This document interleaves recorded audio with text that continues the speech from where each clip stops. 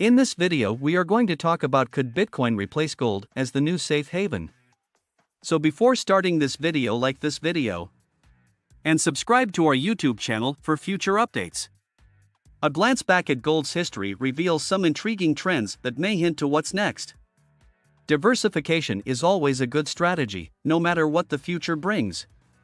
Many individuals believe Bitcoin will eventually replace gold as a safe haven against the dollar's depreciation. Of course, this is all supposition, but it's interesting to witness people's enthusiasm for Bitcoin. Apart from the fact that there are many different digital coins, assets, Bitcoin is unique in that its supply is actually fixed. There will only ever be 21 million Bitcoins produced. So, even if every one of the world's projected 47 million millionaires wanted only one Bitcoin, they wouldn't be able to get one. Bitcoin is optimistic due to supply constraints. Gold, on the other hand, has been used to store wealth for over 5,000 years and is a tangible asset. It has always been valuable in times of geopolitical unrest and has a wide range of business applications. It's inert, so it'll last forever, and with mining falling and demand rising, we can only expect prices to grow. Whether you favor digital or physical, the debate revolves around a widespread mistrust of government, which is understandable in people's eyes.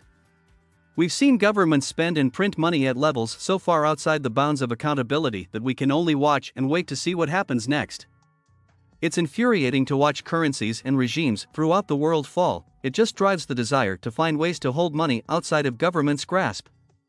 When it comes to gold, all we need to do is look at history to show its viability, but it's the historical events that drove those prices that need to be our focus now that things are starting to come full circle. Gold has a long history, but we'll start with the Federal Reserve Act's signing in 1913. The country was experiencing a money supply shortfall at the local bank level at the time, and centralizing the banking system appeared to be the solution to managing the elasticity of the money supply. Then, in 1934, the government ran out of funds. As a result, the Federal Reserve boosted the spot price of gold by 69% to $35 per ounce in order to stimulate supply. It's worth noting that at the time, the dollar was backed by the gold standard, and in order to have more money, gold's price would have to rise. Although it was not the type of printing we see today, it demonstrates the government's capacity to influence the currency. When we look back to 1964, the Dow Jones average was about 800, and it was still at 816 years later. The Vietnam War, a high tax load, widespread inflation, and the persistent threat of nuclear war between the Soviet Union and the United States were all factors in the flat line. All of these factors were combining to keep the economy from improving, and the markets remained stagnant. In 1971, the government faced yet another money supply crisis, and their response was to abandon the gold standard, which had been holding them back. As a result, the government debased our currency and replaced it with a fiat currency. This gave rise to what we now refer to as the power to print money with nothing except the government's creditworthiness as a backstop.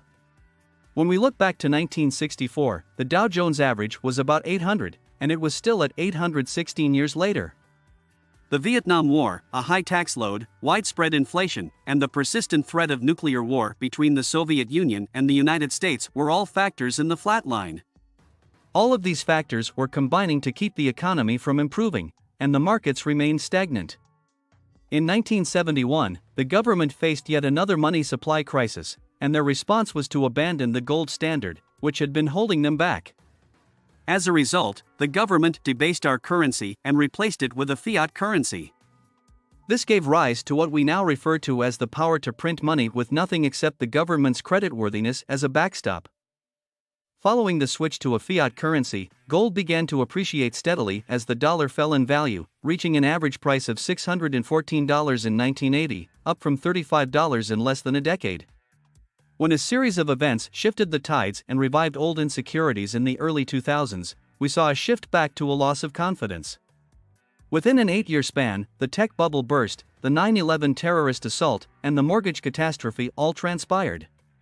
The government restarted the printing presses, and enormous amounts of free money began to flow, and it hasn't stopped since.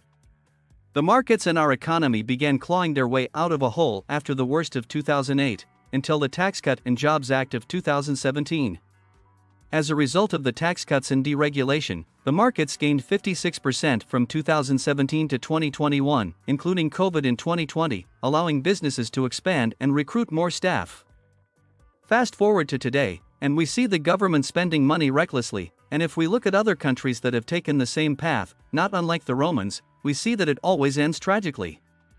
We must also keep in mind that global tensions between China and the United States, as well as Russia and the United States, are on the rise, and they bear an uncanny resemblance to the Cold War. We don't know if this will happen because we don't have a crystal ball, and neither does anyone else. To be honest, we're not sure if this is the appropriate question to ask, but it's a nagging one that can't be answered without first learning about our currency's past. With all of the uncertainty in the world, we are undoubtedly witnessing a flight to safety, but if you are a diversified investor, you should consider owning both gold and Bitcoin rather than discussing which is better. You can participate if there are gains while limiting your exposure if something goes wrong by focusing on areas you can control, such as your allocation. As a result, diversity is necessary. Based on the fact that Bitcoin and blockchain, along with smart contracts and NFTs, are the most significant technological advances since the internet itself, proponents believe that Bitcoin and its blockchain might rewire the entire global financial network. As a result, it is safe to assume that it can be considered an independent asset class from gold. However, if you compare Bitcoin to gold, you could argue that Bitcoin is the more convenient of the two to own because it can be accessed at any time over the internet. As a physical item, gold, on the other hand, may be held safely in one's palm without fear of internet disruptions or hacking. Knowing your risk tolerance is one of the most important things to consider before purchasing gold, Bitcoin, or other investments.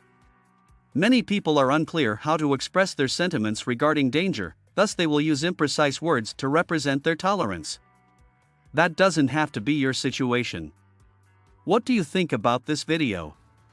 Do let us know down in the comments section below. If you enjoyed this video and want to hear from us again, be sure to hit that subscribe button before you go.